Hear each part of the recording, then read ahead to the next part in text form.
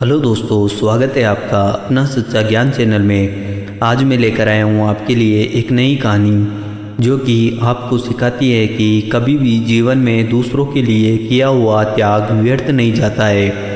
तो चलते हैं दोस्तों कहानी की ओर। एक गांव में एक गरीब लड़का रहता था। उसके परिवार में उसका कोई भी नहीं था। उसके माता पिता, भाई बहन, दादा दादी सभी लोग एक प्राकृतिक आपदा में मारे गए। लड़का जैसे जैसे बड़ा होता गया, अपने लिए भोजन और रहने की व्यवस्था अपने आप करने लग गया। वह दिन में मजदूरी करता तथा शाम को घर आकर खाना बनाता और खाकर सो जाता।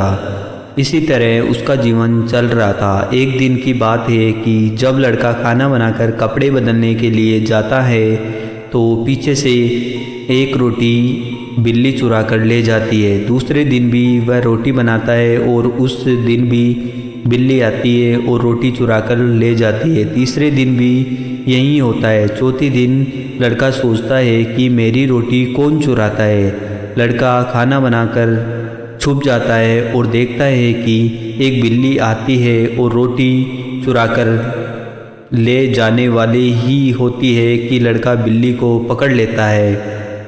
बिल्ली बोलती है, भैया मेरी किस्मत का क्यों खा रहे हो, मेरी रोटी तो मुझे ले जाने दो। इतने में लड़का बोलता है, देखो मैंने बहुत मेहनत से 2 रोटी बनाई है, उसमें से एक तुम ले जा रहे हो। मैं क्या करूँगा, मैं मेरी किस्मत से पहले से ही बहुत परेशान हूँ। मेरी ज़िंदगी ने मुझे परेशान कर रखा है।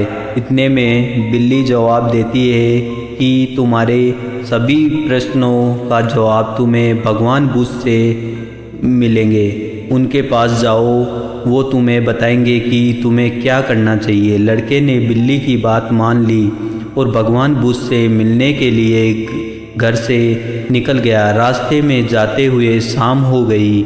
लड़के ने कहीं ठहरने का विचार किया। तभी उसे एक पंडित जी का घर दिखा। उसने वहां शरण ली तथा सुबह उठने पर पंडित जी ने पूछा, बेटा तुम कहाँ जा रहे हो? तो लड़के ने जवाब दिया, पंडित जी मैं भगवान बुद्ध से मिलने जा रहा हूँ। तो पंडित जी ने जवाब दिया कि अगर तुम भगवान बुद्ध से मिलने जा रहे हो तो मेरा एक प्रश्न उनसे पूछना। अगर वो जवाब दे तो पूछना कि मेरी बेटी 18 वर्ष की है लेकिन वह बोल नहीं पाती।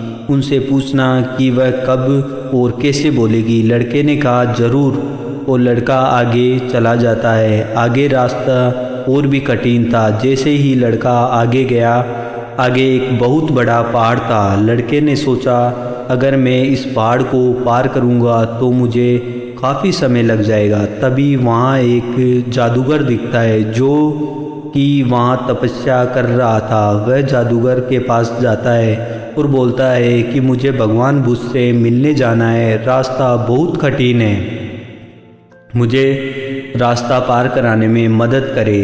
तभी जादूगर बोलता है कि मैं तुम्हें रास्ता तो पार करा दूंगा, लेकिन भगवान बुद्ध से मेरे एक प्रश्न का जवाब तुम लेकर आना कि मुझे 500 वर्ष हो गए तपस्या करते हुए, मुझे स्वर्ग कब मिलेगा। लड़का बोला मैं ज़रूर जवाब लेकर लौटूंगा। इतना कहकर जादूगर अपनी छड़ी घुमाता है और लड़का पहाड़ के पार चला जाता है।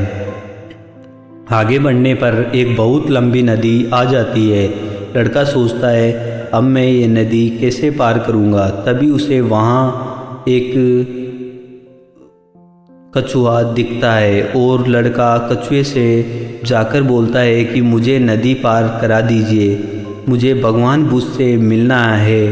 कछुआ बोलता है कि मैं तुम्हें नदी तो पार करा दूंगा, पर मेरा एक सवाल है। भगवान बुद्ध से पूछना कि मैं 1000 साल से इसी नदी में हूँ और मैं मगरमच्छ बनने की कोशिश कर रहा हूँ। लड़का बोला ज़रूर, मैं इस प्रश्न का जवाब ज़रूर पूछूंगा। लड़का भगवान बुद्ध के आश्रम में पहुंचता है। आश्रम में ध्यान चल रहा था। जैसे ही ध्यान खत्म हुआ, भगवान बुद्ध बोले एक व्यक्ति केवल मेरे से केवल 3 सवाल पूछ सकता है। जो महत्वपूर्ण हो वह 3 सवाल के जवाब दिए जाएंगे।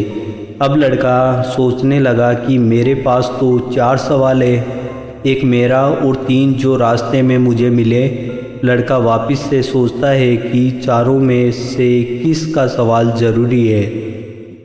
लड़का सोचता है पंडित की लड़की 18 वर्ष से बोल नहीं पा रही है, वह तो बहुत ज़रूरी है। दूसरा, जादूगर 500 वर्ष से स्वर्ग के लिए तपस्या कर रहा है। और तीसरा, कछुआ नदी में 1000 वर्ष से मगरमच्छ बनने की कोशिश कर रहा है। इन तीनों के सामने मेरा सवाल तो कुछ भी नहीं है।